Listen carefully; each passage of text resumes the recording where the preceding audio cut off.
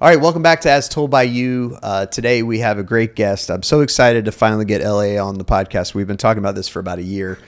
We did some work with Homeless No More last year, and I was like, man, you would be a great guest. And so we finally got her on.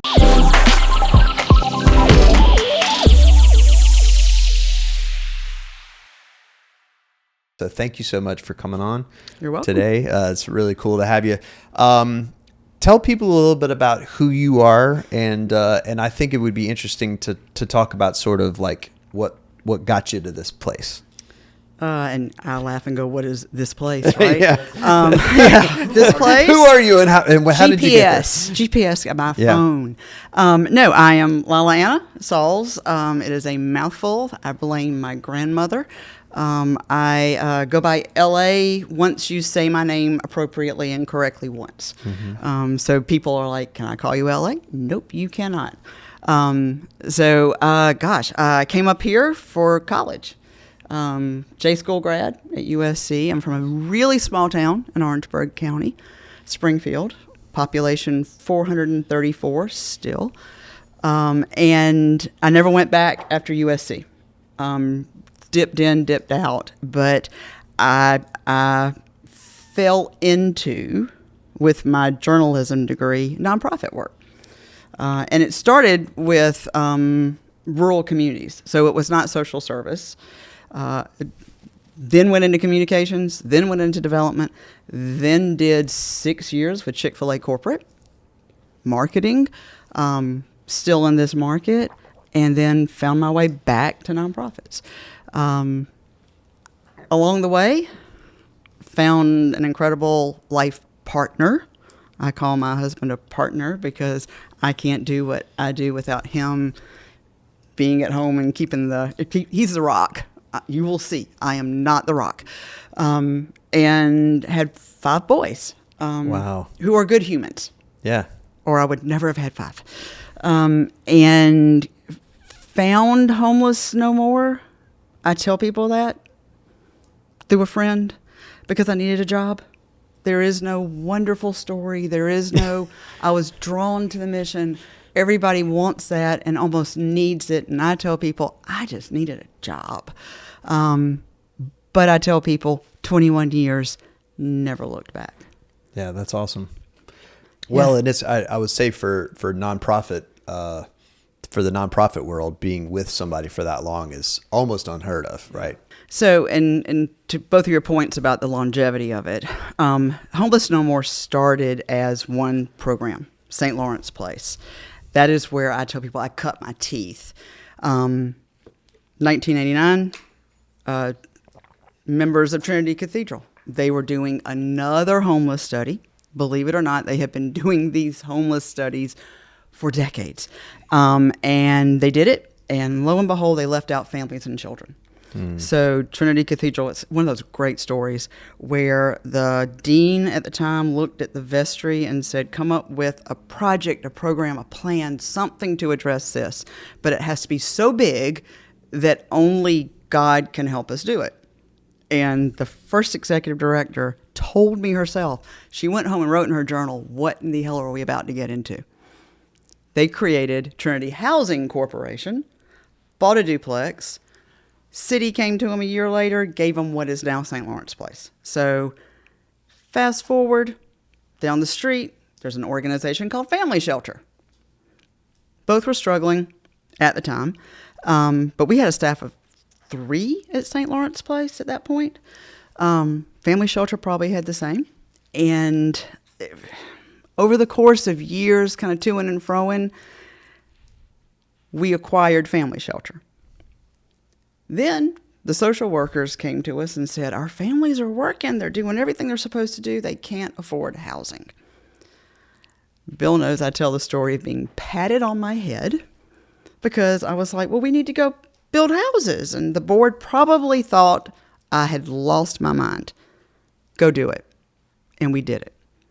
So now what you have is a system of care for families. Family Shelter, St. Lawrence Place, Live Oak Housing, which is now 200 units in development, 50 online. We build it, we design it, we dream it, we manage all the things. because we have figured out that families are on this journey. What's the turnover rate? That was the last question. Oh, so family shelter is 30 days. St. Lawrence Place is 2 years. And the affordable is landlord-tenant. As long as you want to live there, you make your rent payments, etc. So when you say 30 days, that's a program that you have 30 days, or yep. It just typically falls around 30 days? No. We are strict with that number. We are incredibly data driven. It is my geekiness. That's why I went back and got my doctorate. I believe in being able to back everything up with more than just a story, because warm fuzzies don't show that you're making change. Family shelter is 30 days. Best practice is 60. If we doubled to 60, it would not make a difference in the results. Go figure. And we would cut the number of families in half that we serve. And if we're the only ones who take boys over 12 and fathers, that means nowhere else in this state. Again, yeah. You know, are you getting folks from outside of the greater Columbia area? Are like people coming from Greenville for it? We get calls from Greenville, from Charleston, you name it, from other case managers, because they know we're the only ones who do what we do. Our issue with that, and we were just dealing with this as I walked out, you know, if you have a family whose support system is in Charleston, and by that I mean maybe a family member, the schools the kids have always known, sure, come up here, let us place you for 30 days, but it's hard to case manage Columbia to Charleston. Yeah. You know, every once in a while you'll see a family who is like, I don't have anything tying to me to this area. I'm ready to start fresh. It just, we don't want it that way, because a lot of times success is reunification with a family member or a support system. I mean, it's think about it. It's your church. Mm-hmm. It's your people. Yeah. And especially when we have people call from out of state, we do everything in our power to say, you do not want to come to us. We're not saying you can't, but think this through. It'll take you 2 weeks just to figure out the bus system. Well, now you only have 2 weeks left, and we've got to find you housing. Yeah. Mm-hmm. Yeah, that's amazing. I do love the way that, you know, all of my interaction with Homeless No More, it's been great to see the breadth of it. You know, there's so much, it's so wide, you know, the y'all's ability to help.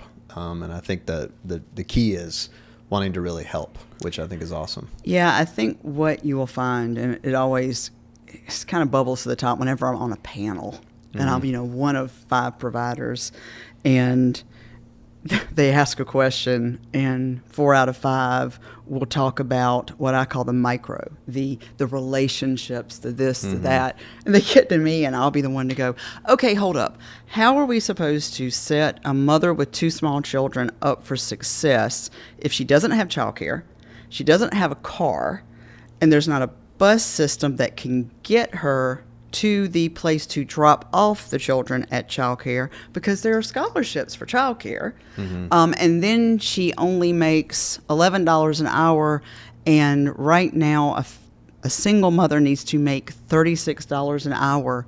We have the data, it is national data, to keep her head above water. Wow. Yikes. Okay, the systems are broken. Yeah.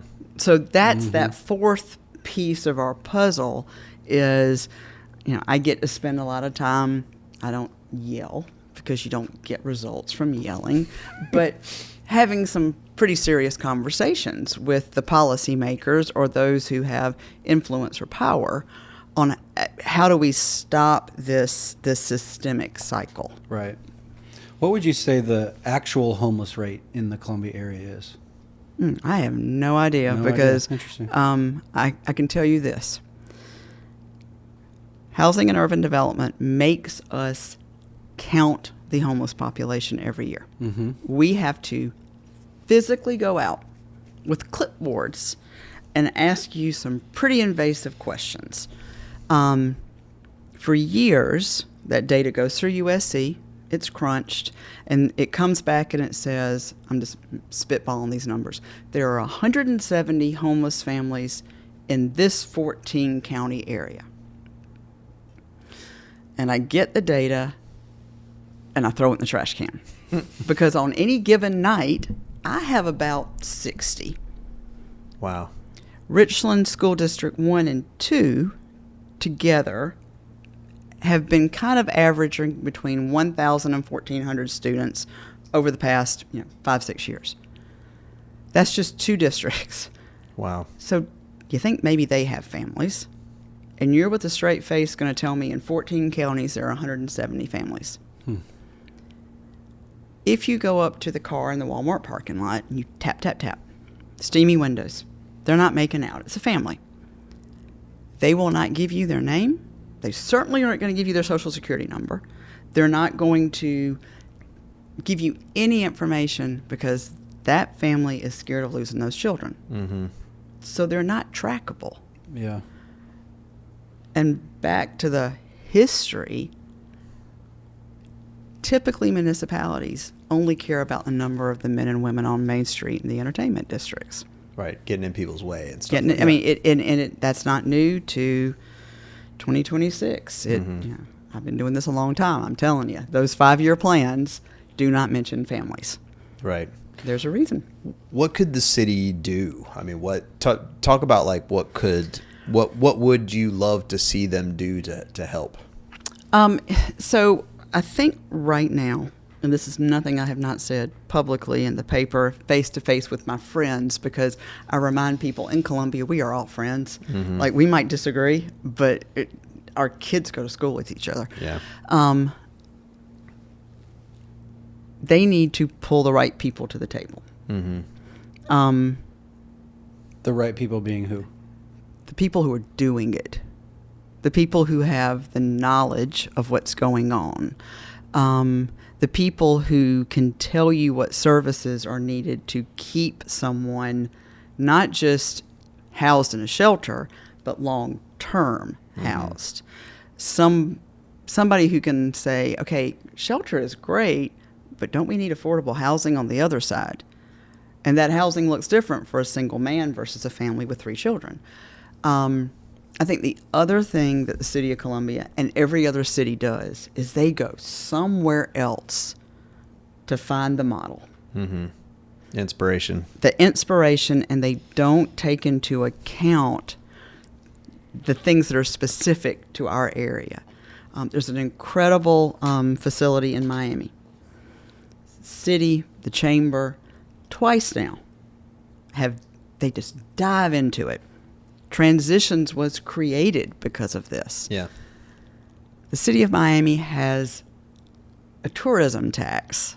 It's codified. That goes straight to the operational expense of that facility. Right. It's $11 million a year. You can't build something and then walk away from the operations piece. And operations is everything from the light bill to the case managers. So I think that we tend to chase the bright, shiny, whatever. And then everybody is going to run to the State House or run to Washington or somewhere, and they honestly think they're going to get this windfall, 10, 15, 20, $25 million. And, the service providers who've been doing it forever are like, I mean, where's that there's no windfall. Yeah. Well, you see a lot of corruption in government around homelessness. Seattle, Los Angeles, Minneapolis. Can I introduce my game now? Yeah, of course. Yeah. So it's All like, right. do you feel a lot of, is there corruption in Columbia? So here's the game. Mm-hmm. Every time either of you say something that is unfounded, unsubstantiated, and absolute bullshit, we do a shot of whiskey. All right. I like it. After doing this for all these years, I'm like, really? Corruption? Yeah. I pay my social workers too much money? No. Define corruption and homelessness. Corruption would be opening up a building that's going to house homeless people and paying 3 times as much money for that building that it would normally be. In Columbia? I'm not saying in No, Columbia. okay. And I'm laughing going, Yeah. like, and I had somebody at a Rotary Club meeting ask me about corruption and it had to do with Medicaid. And I said, we turned back Medicaid expansion years ago. We don't have corruption because we don't have Medicaid expansion. You're also talking about cities that put an amount of money into homelessness that, before this latest push, I think the city of Columbia's, and I'm sure I'll be corrected if I'm wrong, it was $1 million total. Wow. Yeah, that we're was not- what they put into it. So I'm not suggesting that Columbia is in the same realm as Los Angeles, but billions of dollars are going into homelessness in and they Los have Angeles. tens of thousands of homeless people. Sure. Yeah. And I guess, I always just kind of push back and go, that's what I tell the Senate subcommittees. You got a choice. You're going to pay for them now or you're going to pay for it later, right? I'm cool with paying for it later, but you're going to pay for it. They're going to go to the one way or the emergency other. room. They're going to, they're going to take advantage of the system, whether it is health care, EBT SNAP, all the things. So why don't we invest in programs and supportive services that are not one and dones and are not cheaper? Years ago, the federal government defunded transitional housing. St. Lawrence Place. So St. Lawrence Place is 2 years. Our families have it's 600 square foot, looks like an apartment. But it's programs first. Life skill classes, case management meetings. They pay a program fee. They have to pay their own lights. But the feds said, nope, they still count as homelessness, as homeless. So on paper, this doesn't look good. 100% of our families were going on to stable housing. That was not the data point they were interested in.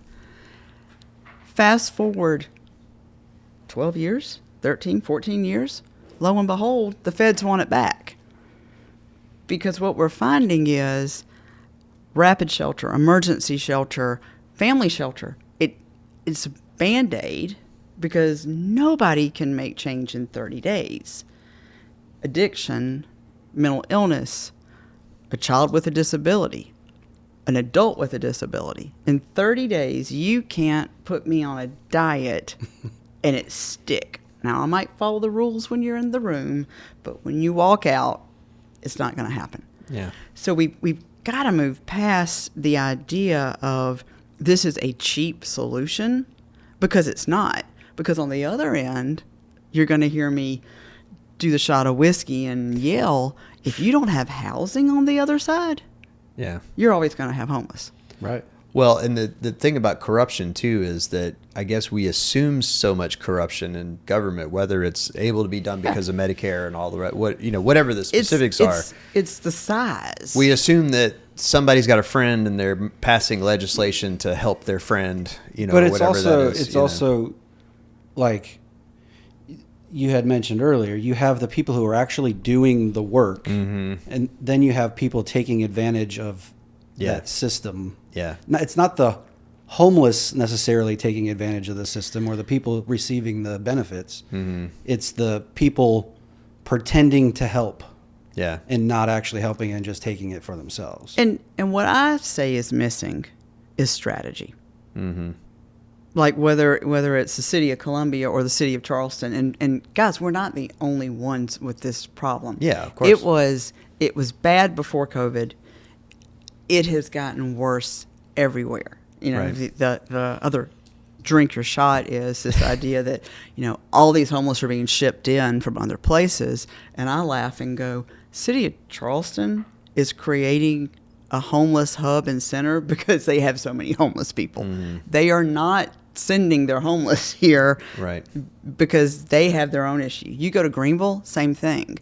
This is a national, what do we call it, epidemic, whatever. Yeah. And if I tell people, if anybody had figured out the magic bullet, Yeah, they'd have done it. we'd have done it. And I think that answer at the other end is the housing, But it's not just landlord-tenant housing. It's the housing with those services that follow.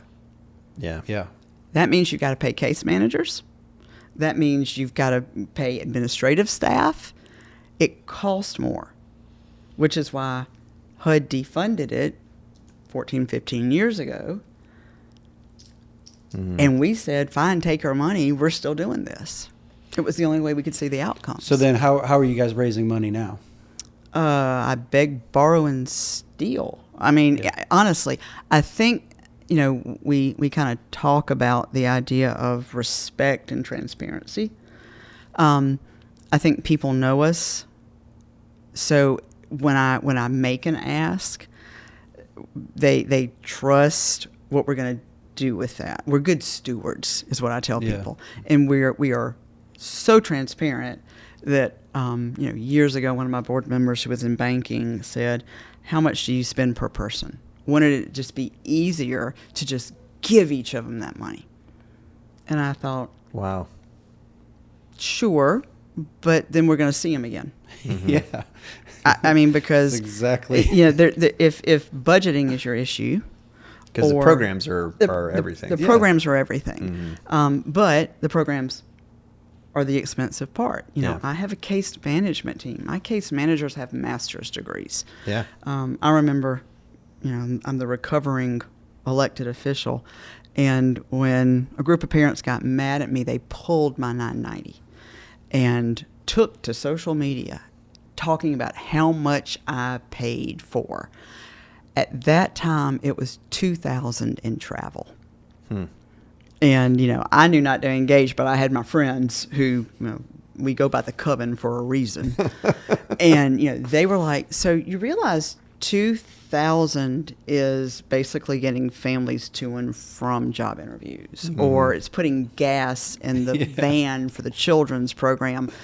$2,000, let me tell you, at that time, that was 2016, 17, 18, 19,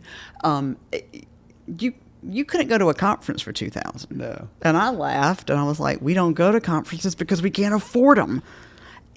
I'm fascinated with how people will dissect the budgets of nonprofits, because what they're expecting is for us not to get paid, for us not to treat our staff appropriately, for us not to have to pay light bills, something. And still be effective. Yeah.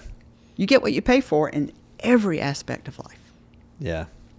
Well, I think what's interesting about most of the services is that they're intended to be temporary. Mm-hmm. So Transitions does an amazing thing. Oliver Gospel does an amazing thing, but it's intended to be temporary.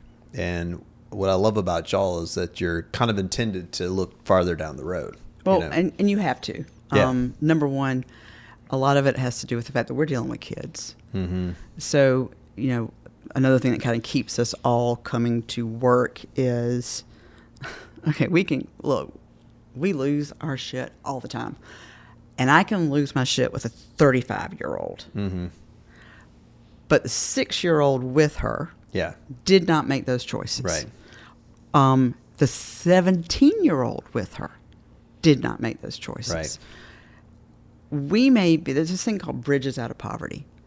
And it posits that if you have one person in your life who shows you the other side, it can be a family member, it can be a teacher, a pastor, it can be a family friend. All you got to see is that glimpse. You make the connection that you can do it. Governor Westmore, Maryland, if you haven't read his book, The Other Westmore, read it. Okay. It is the two boys named Westmore who grew up single mothers in the same part of a urban area, not a great neighborhood, named Westmore. One is still serving time for the murder of an off-duty cop. The other is now the governor of Maryland, Rhodes Scholar, decorated military veteran. He figured it out and wrote this book about what was the difference. Yeah. And there was a bridge. He never lost sight because of the way it was positioned, that this was not the end all be all. And it's really about hope. It's about the idea of having a picture of a future. Or somebody to tell you, yes, a job is great, but you can go get a certificate, and instead of making $11 an hour, you can make $50 an hour. Mm-hmm. Doesn't have to be a 4-year degree, 2-year degree. It can be welding. It can be plumbing. Yeah. It's somebody, because chances are, if a family is homeless, the parent is dealing with the fires. Mm-hmm. They don't have time to focus on that. They're just trying to figure out where the roof for tomorrow night is going to come from. Yeah. And they can't think about the future because they can't think about anything but the present. Nope. Yeah. Nope. That's a whole other conversation about brains and poverty. I teach the class. But mindset is everything. And, Yeah. We have talked about that a lot. Is just that the idea that no matter what you're doing, mindset is everything, Mm-hmm. right? And if so many people succeed because they don't know that they can't fail or whatever. No, I mean, some they're of them not are even just thinking stupid about that it. way. Yeah, we're just like, I don't know. I hadn't even thought about failing. Yeah. But or if I fail, I have enough resiliency that I'm just going to bounce back. I understand that you've told me I need to do this, go straight down the middle, but wait, I can get there by going this way or shortcut that way. it. Yeah. Or shortcut it. Yeah. And I can joke about the brain science. It's true. If you're raised in generational poverty, Mm-hmm. your brain is hardwired to think a certain way. So for my team, for me, to look at a family and expect them to be able to think like we do, Right. it's not going to happen. The class I teach literally is to teachers, because you have to teach children in generational poverty and homelessness a certain way. Yeah. You can't say this is our semester project. Their brains can't think beyond the next couple of days. Right. And you have the idea that I'm going to make you adapt. I just go back to you. You can tell me I need to go on a diet, but until not going to happen. Well, my wife got told by the doctor a couple of years ago that she had high cholesterol, so she had to cut fat out of her diet. She would never have done it if the doctor had told her. She lost 30 pounds within a couple of weeks because she just cut the terrible stuff out of her diet. But she wouldn't have done it if the doctor hadn't said, Right. you're going to die if you don't change this. And in middle class society, our brains can do that. Mm-hmm. If you're in generational poverty, number one, you probably don't have a doctor who's even telling you that. Right. Because we don't have what I could consider a proactive healthcare system just in general. But if a doctor were to look at one of our families and say that, they may be nodding their heads, but they are thinking, cut out the fat. Yeah. I don't even know what I'm having for dinner Like, I just got to tonight. eat something. Yeah, Yeah. it's there is no planning because they've never been allowed the comfort to plan Yeah. or the security to plan. And what we tell people is, like at St. Lawrence Place, we're giving you 2 years of that safety net. So let's work on the most important skills while you can breathe a little bit. Don't worry about childcare. We got it. We've got our after-school program and summer camp. We can help you figure out how to get your kids with those scholarships into a childcare center, or we just build our own. So it is the idea of, okay, unclench your jaw, knowing it's going to take 6 months out of the 2 years to get them to that point. Yeah, where they're not just like stressed about the day. Yeah. Well, and I love how functional the process is for y'all. I Yep. mean, I think that was one of my big takeaways from working with y'all last year was like, this is really working. This is helping, and the testimonials we heard from people that they were able to just, we're in a real bad spot and we're able to actually, get out of it is amazing. And how they pay it forward. Yeah. So, Yes. on the other side, I think you might be talking about Kalima, who interviewed, who's at the sheriff's department. She saw a Facebook post a couple of weeks ago that we needed lunches for our summer camp program. Yeah. And I get this text message. I'm sharing it. I'm gonna get my friends to help. she's been doing that since she graduated, 6 years ago. Right. That's great. So, there's the pay it forward. Well, one of the things I got from the United Way, and I know that, we talked about one of the challenges you have is that homeless is in the name of your organization, but it's not exactly what you do, right? Right. But in talking to doing one of the projects we did with United Way, they talked about everybody that needs services knows that there are services available.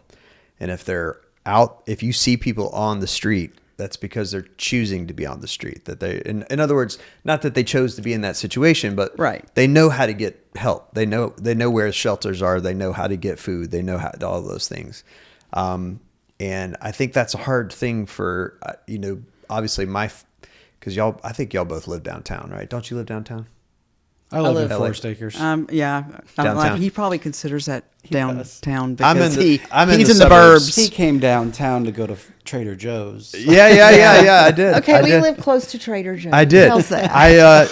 And we have a Trader Joe's in Yes, Irmo now, yes, and I've been there like 4 times, and I'm like, it's fine. But now that we have one, it's not that interesting, Yeah. That's why I wouldn't go anymore either. But go to Lidl in Lexington. That's Yeah. where I'm like, yes. In the suburbs, it is an interesting thing because obviously where my subdivision is out in the country, we don't have to deal I'm with it. also laughing that he's talking about a subdivision as country. Yeah. You're not from Orangeburg County. No, that's true. That's true.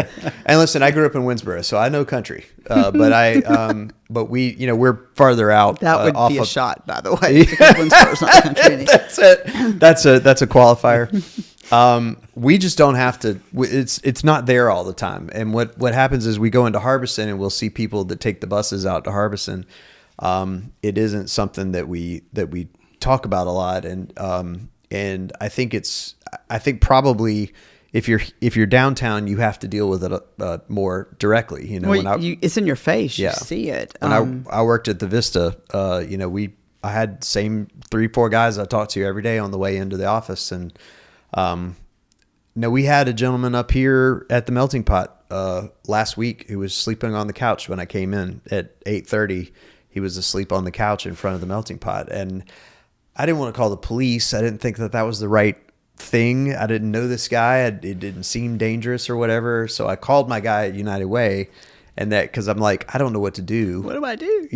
5 days a week. They sent a caseworker. They sent a caseworker over here to talk to him, and he was gone by the time I got in. So I don't even know if they talked to him. But I think it's one of those things where, especially as folks in the suburbs, we don't know how to interface with it. We don't really understand it, I think, and so I think it's hard for us to interface with it. And I wish there was a better way for us to really understand what to do. So it's interesting because my worlds will collide, professional, personal. I raised my boys to know what to do. Mm-hmm. And they, in turn, trained up their friends to know what to do. Nice. And, it's, no, you don't need to give them money. Right. You can offer to go get them some food. Mm-hmm. But in our city, to your point, there are so many food programs. Yeah. I can give you the name of this shelter, or you can call 411, all the things. Yeah. The term we use now, right, is program resistant.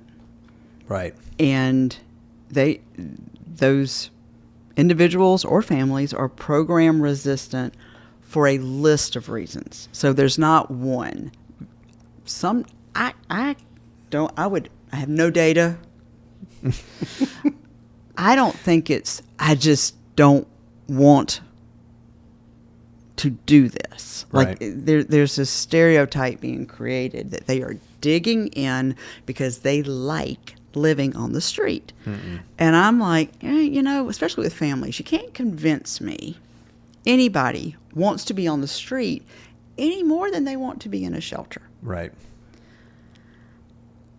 Anybody who doesn't believe that, I would love to see us do a simulator. Mm-hmm. Come into any of the shelter. And my shelter is a well-run shelter. Let me be very clear. Yeah. But what I want to come in with my 5 children to a shelter when I think I could figure something else out? Right. Probably not.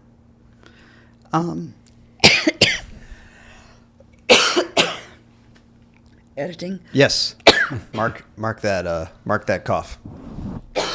Pull that cough Oh, out. what was that? It's still there. See if I was drinking whiskey. Yeah, there you go. You'd be clear. See, I drink water the whole time like I'm running a marathon. I'm laughing. So going, I'm like, whoa. I'm kind of going through it the whole I did time. not see that bug. Yeah. Oh, did you inhale it? No, it was like. Oh, it was right there? It was like a piece of dust. Man. There's a fly on my shoe right now. Is there right now? Right now. Oh, God. Just Well, hanging out there. Mr. And the- Miyagi. The cameras are in 4K, so we'll be able to zoom in As on long it. as it's not on my nose. That's right. Your head right there. No, so this program resistant new population, a lot of it is if you are reliant on alcohol or drugs, you can't go into the shelters. If you have a history of causing fights in the shelters, you can't go into the shelters. Right.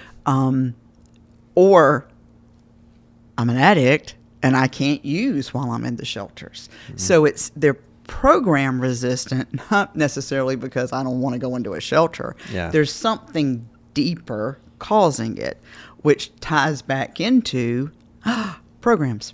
Yeah. If you don't have enough addiction programming or mental illness program, you're never going to fix this. You're always going to have a street population. Denver fixed it, and then it came back. But then you find yourself in the conversation of, and I lose track of the years, but you can Google it.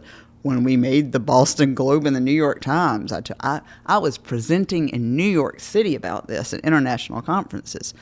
The headlines were, South Carolina City wants to criminalize homelessness. Yeah, I remember that. You can't arrest someone for being homeless. Mm-hmm. You can arrest someone for breaking the law. Yeah. It is not criminal to be homeless. It is criminal to be homeless and vandalize, bust out windows, robbery. But unless you somehow make it against the law to sit on a park bench, Right. you can't arrest them for that. You can remove the park benches. Or what they do now is they put the little dividers in the middle. They do that at the airports, which really ticks me off because I want to spread out when my flight's been delayed. So it's a fascinating cycle. It's usually about 5 years. And we go through this. We're going to criminalize it. We're going to create this gated homeless community. And you have a choice. You go here or we arrest you. Right. See you in the Supreme Court. Yeah. If it was that easy, everybody would be doing it. And I just continue to argue, put the programs in place. Yeah. And on the other end, put your permanent supportive housing, which won't make much money, but it at least will encourage some sort of skin in the game. Mm-hmm. Without having like options. exact data, what would your gut tell you about like the cause of homelessness, leading cause of homelessness for your families? Like, what is that For my families? Yeah, for your families, because that's where your expertise. Yeah, I was about to say I can tell you for the street population too. My families predominantly it is not working enough hours, making enough hourly. So they just simply are working as much as they can and they can't pay the rent. Or they're working 20 hours a week because they don't even have a GED. They have 3 kids, and the numbers, that the math doesn't math, as the younglings say these days, to allow them to increase their hours to 40 because they've got to have childcare for 3. And then they find substandard housing with a lease. They lose that substandard housing because they get behind. We actually did a study year before COVID, and it was one thing tends to set them back. They have managed to survive, and it's one thing. And in their world, it's a kid gets an ear infection, they have to call out sick, and they lose their job. Or they miss a bus, and I don't know if you've ever taken a bus in Columbia. If you miss a bus, you're behind by an hour. Wow. And they lose a job because they're in jobs where that happens. And they can replace you. And they can replace Yeah. you. And they typically don't know how to communicate. So whereas if that happened to me, I could probably bullshit my way through it or something. At least They tell can't. your boss, hey, I missed the bus. I missed the I'm really bus. sorry. I'll Nope. be there as soon as I can. Nope, it just doesn't. Nope. Because in fast food, your boss is probably somebody a little bit like you. Yeah, it's only just been there a little longer. Who's only than been you there. have. You know, my second child got a job at Bojangles when he was at Clemson, and on day 2 they were like, "We want you to be manager," and he's going, Yeah. Because you show up on time. yeah, 'cause dress you show up on time. Yeah. No tattoos on your face. Yeah. but not arms. Anyway, Yeah, whatever. As Yeah, she it's- covers it, arms is fine. Arms is It's, fine. you know. But very much, it's one thing that just tips it, and is usually related to wages. Or we have families who come in who are legit working 60 hours a week, and we're looking at it going, but they're waitressing. So when you waitress, It it's like, fluctuates. you know, 2 something an hour, and they don't get enough tips or whatever. And I'm like, oh my God. So then your job becomes, what do you need to get a better job? Employability, workforce development, all part of the programs. Yeah. but- So there's a so system that's that it. all So kind of works is there together. much synchronization between a lot of the programs in Columbia? Like in terms of, I'm taking a shot. Yeah, take a shot. Because you just said some bullshit? Is that what you're saying? You, No. I've been quoted in the paper about this. Oh. I don't read the newspaper, so. those are big shot glasses too, by the way. Oh, okay. I was gonna say that's Doing the whole thing. it's more of a tea glass. Yeah. See, we should talk to Preach because last time he came on, he brought a bottle of bourbon. We drank it while we He were was doing my the inspiration. podcast. I gotcha. Thank you very much. Yeah. Okay. My whiskey is probably not as good as his. I call it whiskey. He calls it bourbon, whatever. Yeah. I have every executive director's number in my phone. They, in turn, have given me their case managers, their outreach workers. We talk constantly. We meet constantly. We problem solve constantly. If one more person says we do not work together, I'm going to send them a bottle of bourbon.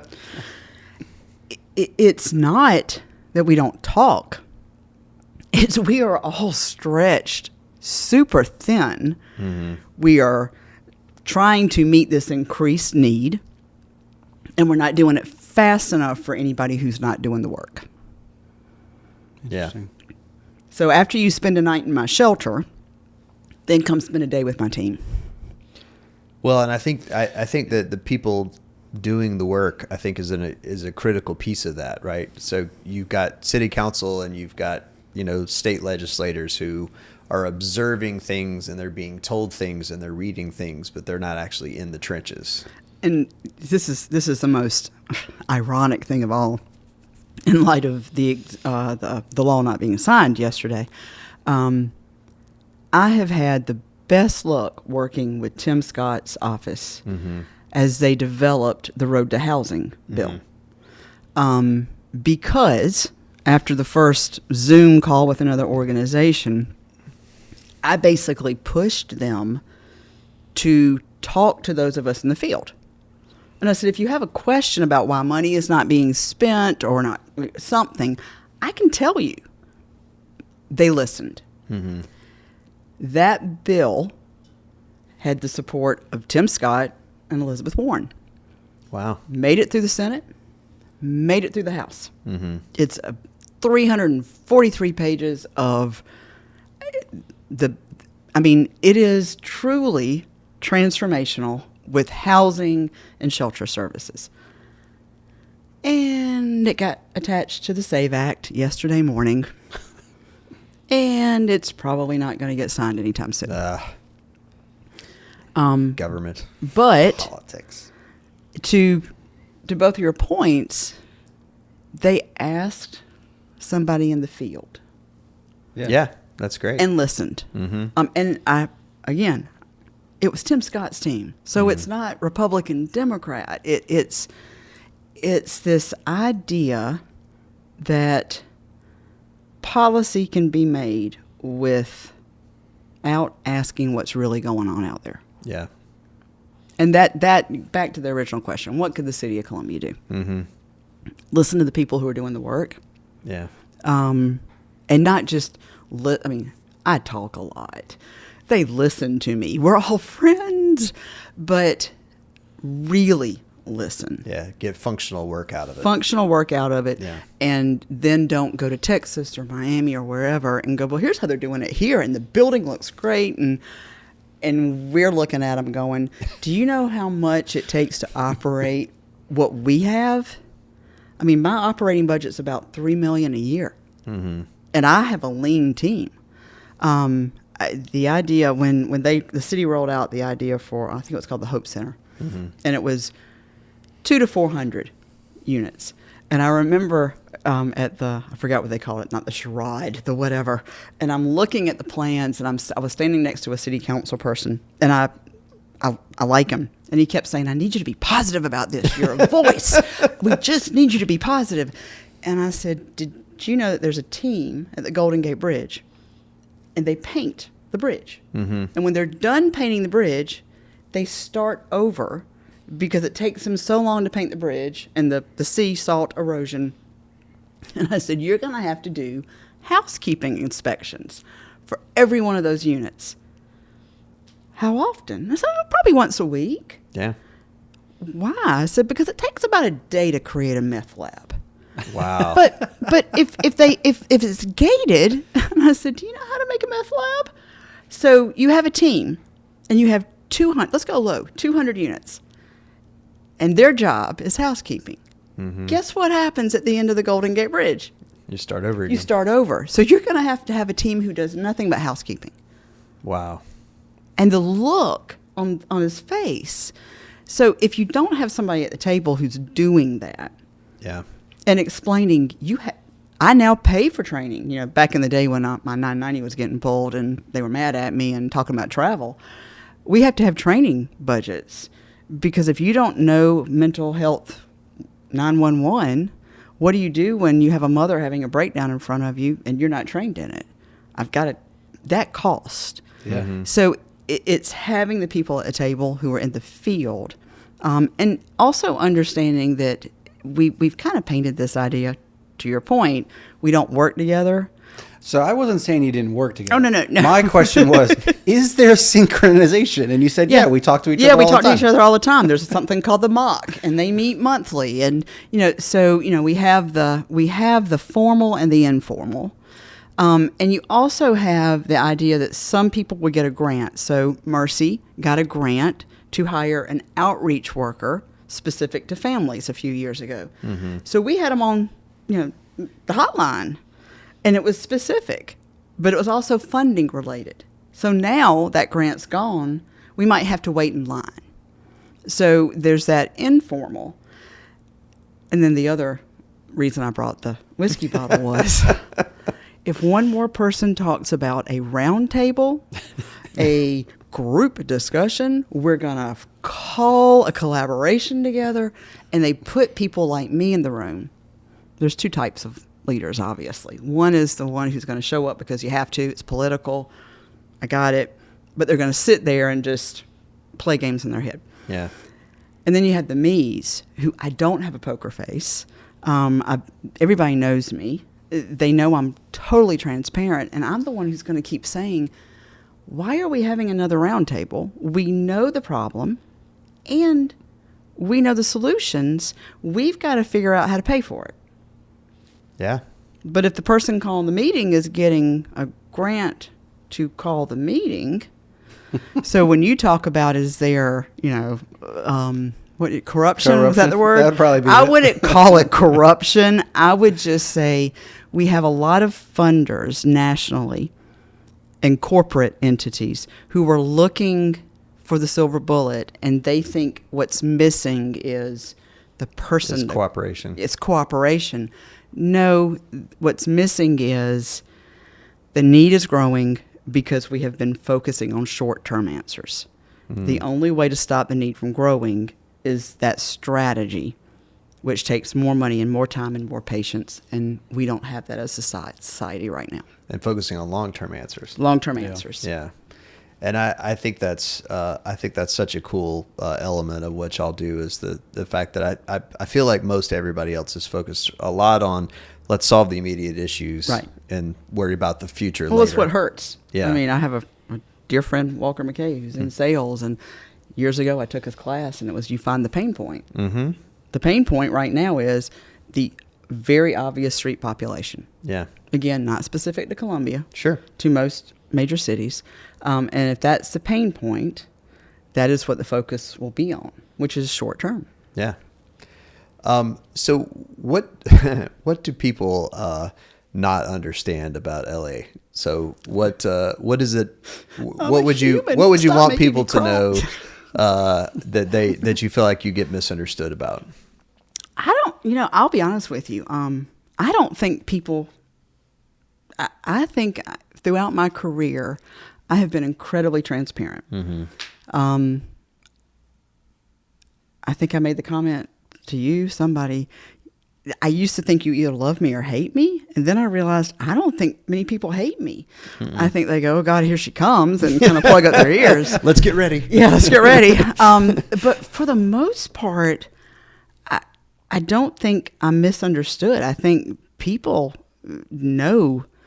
I just don't BS. Yeah.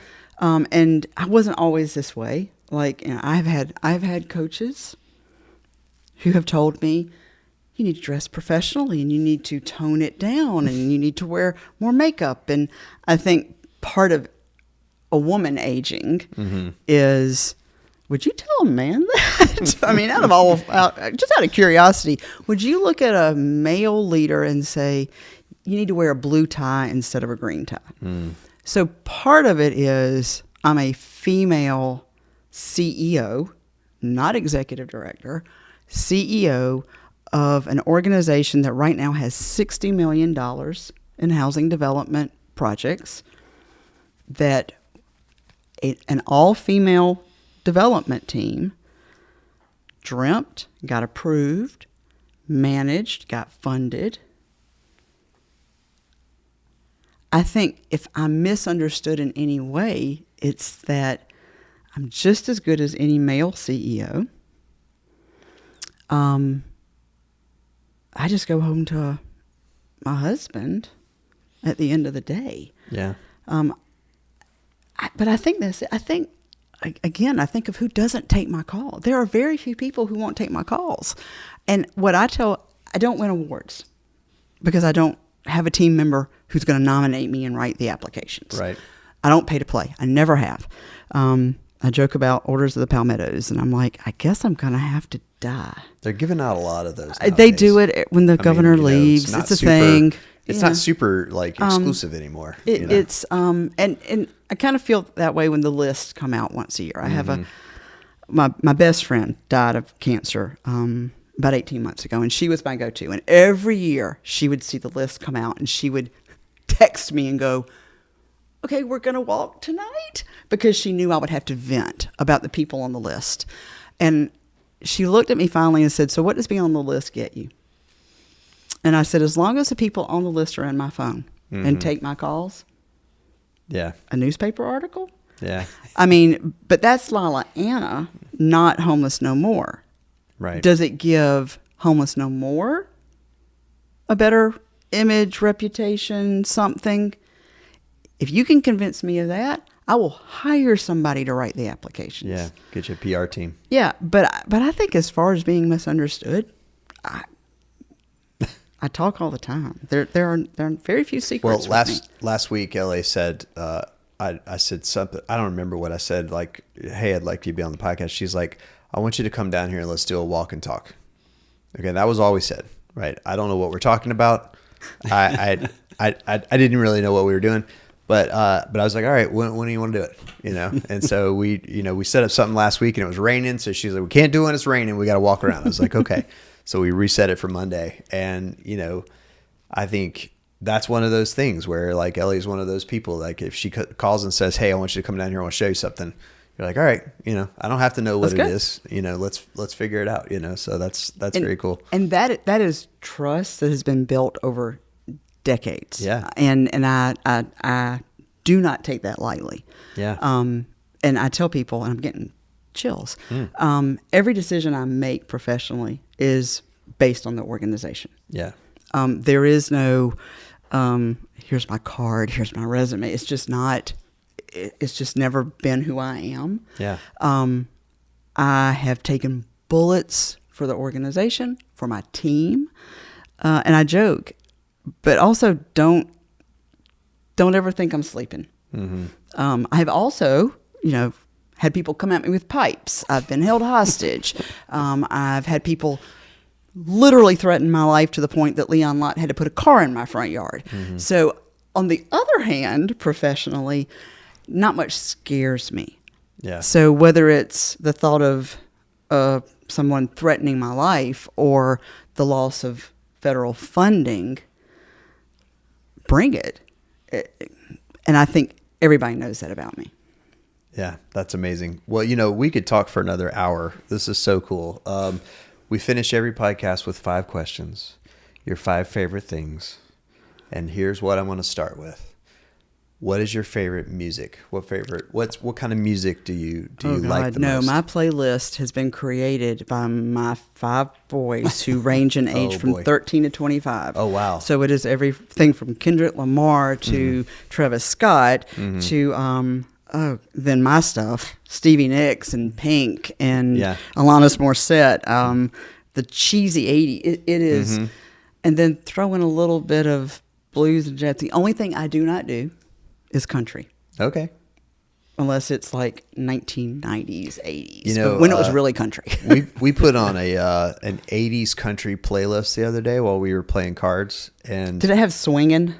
No. Do you remember that one? God. Swinging did come on there. But it was like Randy Travis and and Hank Williams Jr. and all this. I was like, okay, I can get down with this. I like this, Early 80s stuff, it held up pretty well. Movie. What's your favorite movie? Of all time? Sure. Or this year. Don't judge? Huh? Swear you don't judge? Yeah. We just did this. I have movie geeks in my house, and they looked at me like I'd lost my mind. Pretty Woman. Okay. Tied with Out of Africa. Nice. Oh, okay. Out of Africa I've never seen. So I'd have to. But I've also, I saw it when I was a kid. Yeah. But also, it's what made me go to Africa and do Kilimanjaro. So right. And that's, man, I wish we had time to talk about that Kilimanjaro. That sounds so fun, or whatever. So you're of my generation, so I'm going to ask sitcom. What's your favorite sitcom? Oh, God, Bill, I have no clue. Oh, come on. You used to watch sitcoms on Thursdays just like I did. Yeah, that was the 90s, Bill. That was not the 80s. I mean, okay, I was of the generation where before we went out to 5 Points at Carolina, we did the Thursday night lineup, which was Friends and back in the day. There was Ally McBeal on Mondays, but that was all 90s. I was a girl. Girls didn't do Seinfeld. Sure. I wanted the plane to crash with Seinfeld. Right. They were insufferable by the end. I didn't realize that until the very last episode. And I was one of those people who was watching the last episode and I went, oh no. Yeah. They've been terrible people the whole time. They're terrible realize people. I kind of felt the same way about Mad About You. Like I wanted that marriage to break up. Yeah. I was like, y'all do not need to be together. Go be happy. Yeah, I think that's a lot of those. You know? If you think about it, Jim from The Office is a big giant bully. Yeah, absolutely. Jim's a terrible guy. Yeah. And we were all in Jim's. And Pam took it. Yeah. Like, what the hell? And Pam just kind of wilted, you know, and it's not a great relationship, honestly. Favorite dessert? Something hummingbird cake. Oh. That I can make really well, and every once in a while my team will surprise me on my birthday and someone will make hummingbird cake. Nice. My grandmama used to make it for me. That is a first. That is a first. I've not heard hummingbird cake. That's awesome. All right, favorite season? Fall. Yeah. It's the most common. Yeah. Anna Green Gables. I'm happy to live in a world where there's a fall. especially right now in the middle of summer. We're all just thinking fall, you know. And This I summer's love been pretty I mild love so cold far. weather, but my mother, the one thing in my baby book, she called me October blue because the sky changes color in October with the fall. Oh, okay. And whether it's because it's the backdrop for the changing leaves, I don't know. Yeah. But it is. I wait for the October blue skies. Nice. All right, last one. What would your last meal be on death row? Well, number one, I'm too smart to be on death row. Yeah, because well, I would just knock myself out Yep, before. yep. I'm going Thelma and Louise. Blaze of glory. Either cold lasagna leftover Okay. Interesting. or, don't laugh, pot roast. Okay. Cooked a certain way in the crock pot so that it is falling apart Like in chunks. Yeah, I like I'm that a one. really good cook, and I know Yeah, what I want. Pot roast with mashed potatoes. thick mashed potatoes. And on see, it. Yeah. I just Peas, literally I just want casseroles. the roast. I mean, I put all the other stuff with it, but I'm Yeah. like, just give me the pot roast. I don't know. Well, Ellie, this was awesome. I'm sorry I didn't get a shot, but we'll do that next time. No, we so- won't, but it's okay. I'll bring it back. I'll go find Preach. Yeah, what that's I'm gonna right. go That's do. right. You I'm and gonna him go do a find Preach. podcast and have some shots. That's right. Well, thank you so much Thank for doing you. this. You're welcome. And tune in next time. Like and subscribe. We'll see you later.